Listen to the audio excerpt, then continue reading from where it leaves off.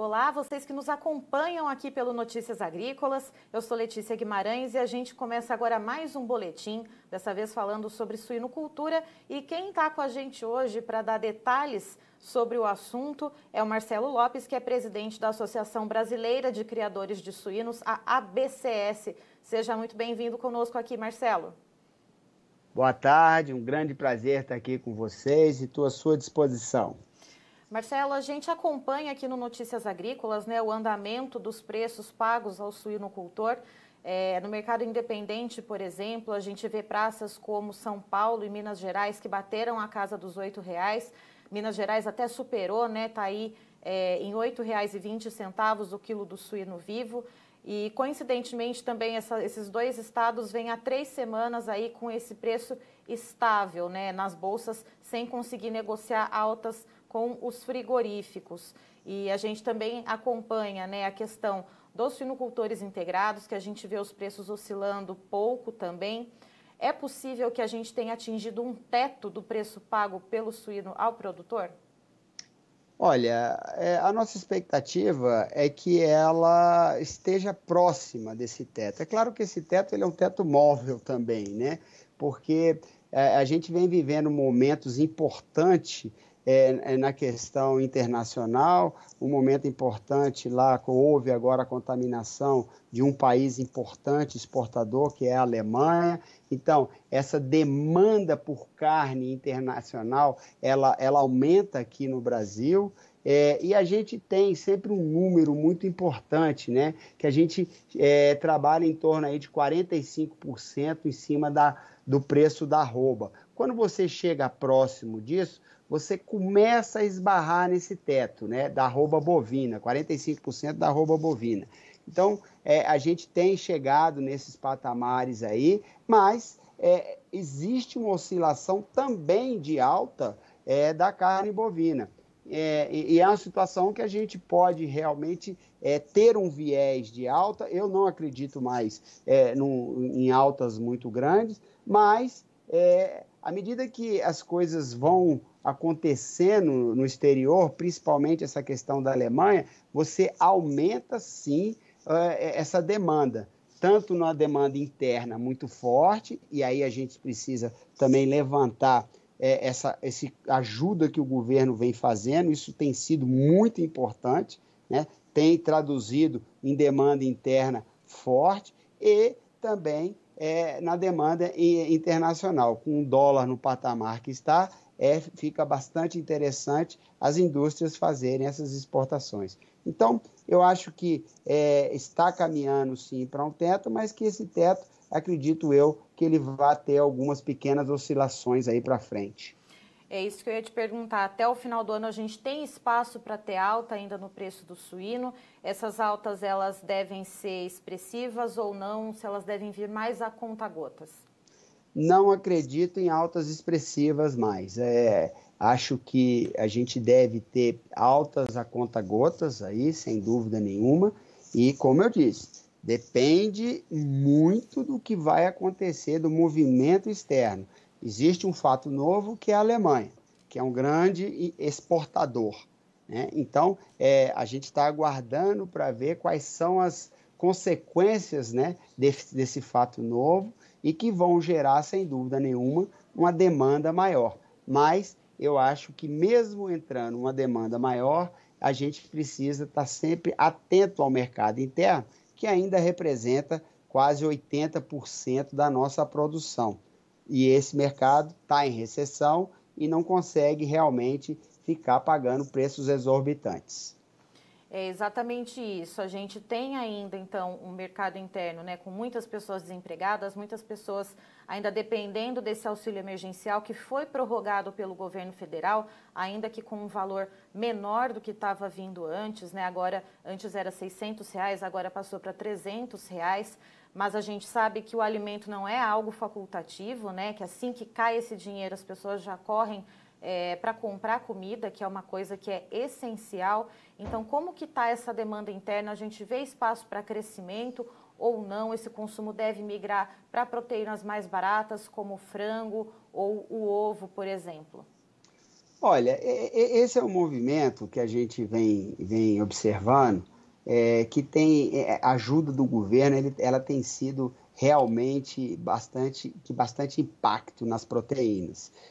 Existe um estudo em Minas Gerais bastante interessante e a gente viu um descolamento muito grande do estado de Minas Gerais no início da pandemia, logo que nós tivemos o início e entrou essa ajuda do governo, a gente observou um gráfico de aumento bastante significativo. Por quê? Porque as pessoas realmente foram comprar comida e a proteína suína, naquele momento, ela estava mais favorável. Ainda está, eu acredito que a gente ainda tem uma vantagem muito grande. Como eu disse, a gente sempre trabalha ali com uma margem abaixo, principalmente da bovina, né? O frango também vem recuperando esses preços, também não está abaixo, consequentemente o ovo. Então, essa situação ela tende a fazer um equilíbrio. Um certo momento você traz aí um movimento maior para algumas outras proteínas e num outro momento aumento aí realmente na demanda suína. Mas o que a gente tem observado neste momento é que esse impacto dentro da produção de suínos, ele tem sido bastante grande. Toda vez que entra esse dinheiro, esse subsídio do governo, a gente sente esse impacto que a demanda costuma aumentar bastante dentro do mercado interno. E a expectativa de aumento também da demanda interna com a flexibilização em mais regiões do país, dos comércios, rede hoteleira, redes de food service? Isso aí é uma coisa que a gente sentiu, né? Logo do início da pandemia, nós tivemos uma queda muito grande dessa demanda, mesmo com o mercado internacional em alta, os preços caíram e caíram a preços até absurdos aqui dentro do país, né? Mas à medida que você avançou e houve um relaxamento, né, dessas e voltando a funcionar todos os bares, restaurantes, hotéis, a gente observou que aumentou muito essa demanda interna. Então, existe hoje uma demanda muito forte dentro do mercado interno e ainda a cada dia abrindo mais, enfim, o comércio, né, de uma forma geral, abrindo, o turismo voltando a funcionar, e isso cria uma demanda muito forte. Então, esses preços, eles já vêm acompanhando, aquele desequilíbrio que existiu com Minas, ele já não existe mais, os estados já conseguiram acompanhar os preços, e agora a gente depende, sem dúvida, de entender como é que vai. Nós estamos caminhando, inclusive, uma coisa importante, que nós estamos caminhando no fim do ano. Fim do ano, tradicionalmente, se consome mais carne suína também, né? O brasileiro tem um costume de consumir muita carne suína no final de ano. E isso também deve aumentar essa demanda aqui dentro e, consequentemente, dar uma pressão também nos preços, né? E, Marcelo, a gente vê esses preços, né, nas principais praças produtoras. Eu citei aí Minas Gerais e São Paulo, né, que bateram a casa dos R$ 8. Minas até chegou a ultrapassar. Várias regiões do país atingindo recorde nominal nos preços do suíno vivo. Mas a gente, por outro lado, também vê aí o milho, o farelo de soja em preços altíssimos. A soja cada vez também ultrapassando, né, recorde atrás de recorde dos preços. Como que está essa relação de preço versus o custo de produção e como que isso é repassado? Há um limite para a gente conseguir repassar esses preços, né, para o varejo ou para a população? Olha, essa é uma preocupação que a gente vem tendo muito grande. Da mesma forma que a gente vem batendo recordes de preço nas proteínas, a gente tem acompanhado também recorde de preços na questão do milho, na soja, em função principalmente do dólar, né, do valor do dólar hoje, que estão extremamente atrativo para as exportações. A gente tem visto aí já a soja. Todos nós sabemos que 70% da composição da ração do suíno ela é composta por milho e soja. A soja batendo recordes, hoje já estando aí sendo trabalhada a 2.000, 2.100 a tonelada, são preços recordes. E o milho, mesmo após a safrinha, com a produção extremamente importante para esse ano, a gente não viu uma redução. Preços chegando aí a 65, 70 reais nos principais estados. Então, é uma preocupação, sim, porque os custos vêm aumentando aí da mesma forma que a gente vem subindo os preços pagos aí ao consumidor, mas os custos também vêm de uma forma bem assustadora. E é uma preocupação para frente, porque se houver qualquer recuo, já tem uma crise aí. Por quê? A gente tem visto o mercado futuro, tanto de milho quanto de soja, em alta, consolidado, e qualquer desequilíbrio nessa relação aí a gente pode ter algum problema, sim, na produção. E como a gente comentou antes brevemente a respeito da Alemanha, só que contextualizando quem nos acompanha pelo Notícias Agrícolas, né?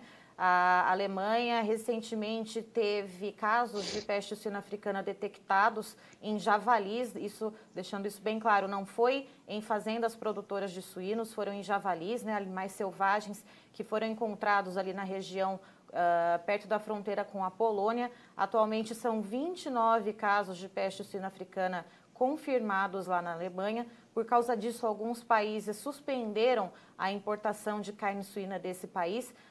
Lembrando que a Alemanha é o país da União Europeia que mais exporta carne suína, então, daquele bloco. E a menina dos olhos, né, no mercado de proteína animal, a China, né, que está aí consumindo com voracidade proteína animal suína, bovina e de aves do mundo todo, suspendeu também as importações da Alemanha. E agora os nossos olhos se voltam a essa questão, né, Marcelo? Como que deve ficar aqui para nós brasileiros, como que deve ficar as exportações de carne suína brasileira agora vendo esse espaço gigantesco que a Alemanha deixou no mercado? Olha, eu não tenho dúvida que a demanda internacional vai aumentar, principalmente da China, que é aquilo que você disse. A Alemanha é um grande player mundial de exportação. É claro que ali dentro também da União Europeia você tem Espanha, França, que são importantes, que devem também absorver alguma coisa, mas Estados Unidos, Brasil e Canadá, sem dúvida nenhuma, vão sofrer uma pressão maior, uma demanda maior por essa parte aí que não está indo mais. A China tem uma grande necessidade de importação, né? Só para a gente ter alguns números importantes. Ela começou com um déficit de carne suína em torno de 20 milhões de toneladas e depois de trazer mais bovino, aves, peixe, ela ainda fica com um déficit de 7 milhões de toneladas. Só para que a gente tenha uma noção também, o mundo inteiro exporta em torno de 8 milhões de toneladas. Olha que loucura, né? Então, eles têm um déficit de 7. E aí, com uma queda de um grande player, que é a Alemanha, essa pressão, sem dúvida nenhuma, vai ser maior nos Estados Unidos e aqui no Brasil. E a gente espera com grande expectativa. O país vem crescendo a sua produção, 4%, 5% ao ano, e a gente está preparado realmente, principalmente por questões sanitárias. Nós temos aí uma vantagem gigantesca em relação aos nossos concorrentes, pela nossa situação sanitária extremamente favorável, e a gente espera realmente que essa demanda ela aumente aí agora para o final do ano.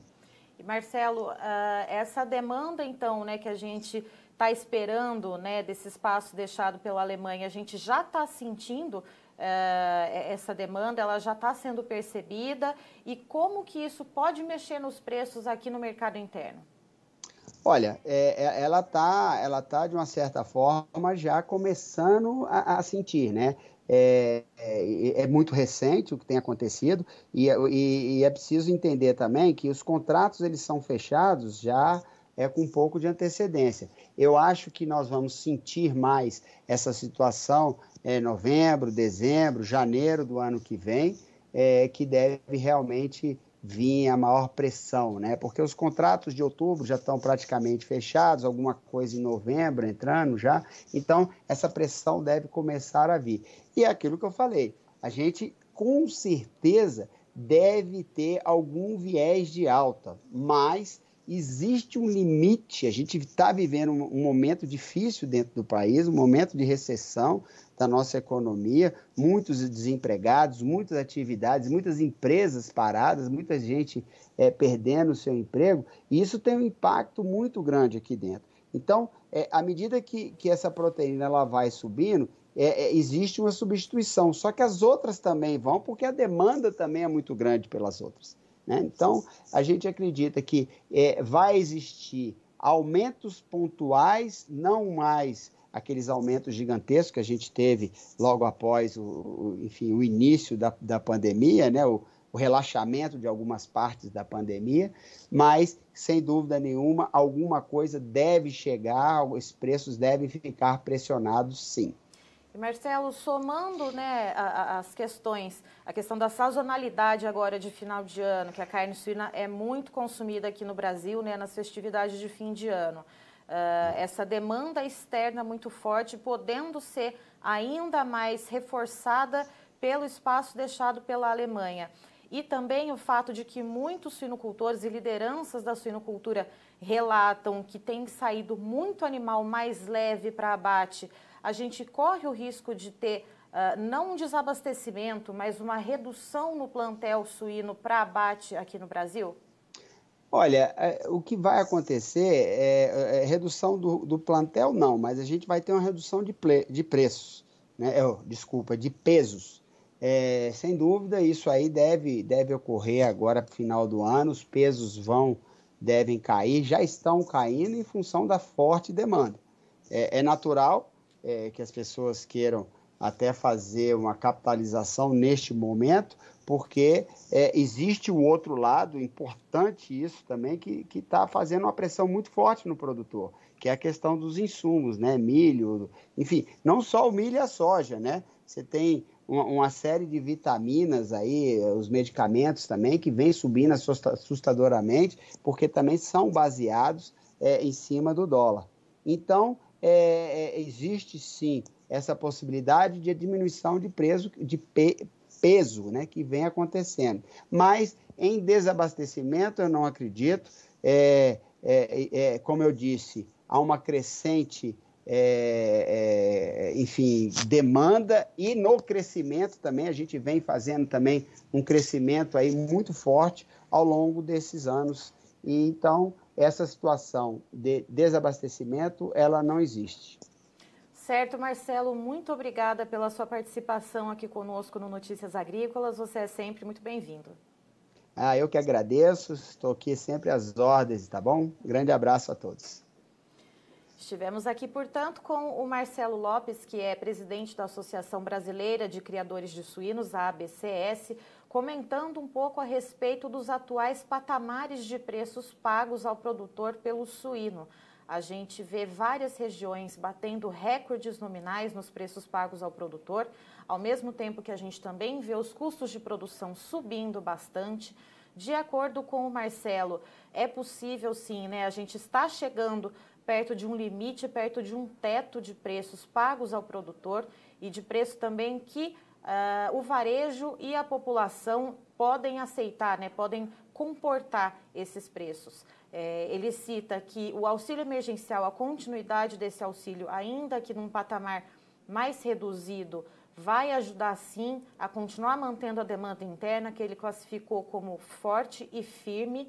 A reabertura também de comércios, redes hoteleiras, redes de food service também, pouco a pouco, em várias regiões do país, vai ajudar a aumentar essa demanda interna.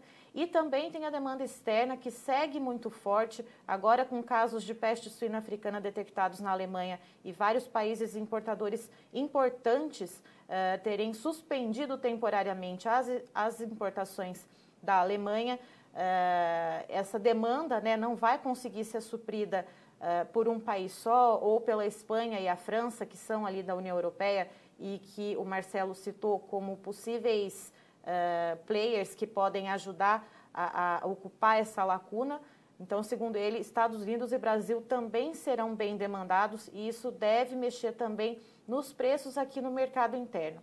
Mas até o fim do ano, apesar de haver um viés de alta para os preços do suíno, justamente por estar perto deste teto, né, aceitável pelo varejo e pela população, esse viés de alta, as altas não devem ser tão expressivas, devem vir mais a conta-gotas, mas ainda assim preços sustentados. Eu finalizo por aqui, sou Letícia Guimarães e daqui a pouquinho tem mais informações para você aqui no Notícias Agrícolas. Não sai daí.